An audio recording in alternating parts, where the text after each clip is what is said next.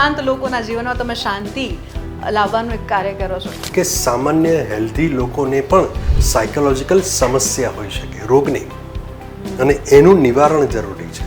કોઈ પણ ક્વેસ્ટ બનસી હોય કે કોઈ પણ સવાલ હોય ને, એનું મૂળ જે છે ને ફિલોસોફી. ટેકનોલોજી સાથે જે રીતના આખું એઆઈ જનરેશન થઈ ગયું છે, અને સાયકોલોજીનું બેઝિક મૂળભૂત મનોવિજ્ઞાનનો જન્મ તત્વજ્ઞાનમાંથી થયેલો. કારણ કે બહુ બધી એનર્જી તમે લો છો, Consume થઈ જાય. કન્ઝ્યુમ થાય, ક્યારેક Right. અનકોન્શિયસલી આ થતું હોય. હું તો એને પ્રેશર કરતાં પ્રેરણા વધારે ગણું છું. ઝીરો નથી કરી શકાતું, પણ સ્ટ્રેસને માત્ર મેનેજ કરી શકાય. જેવું બીજાને સલાહ આપતો હોય મોટા ભાગનું હું કરતો હોઉં. જનરલી ડૉક્ટર માટે એવું કહેવાતું હોય કે એ ડૉક્ટર હોય ને ડૉક્ટરને જ પરણે.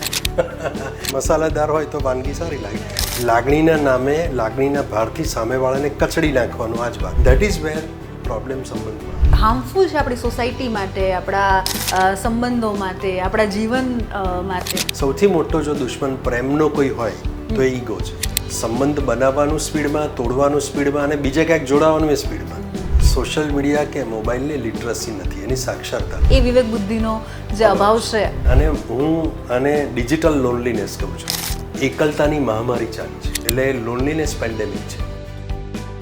સદાબહાર લમ્હેમાં આ રવિવારે મળીશું સાયકોલોજિસ્ટ ડોક્ટર પ્રશાંત ભીમાણીને.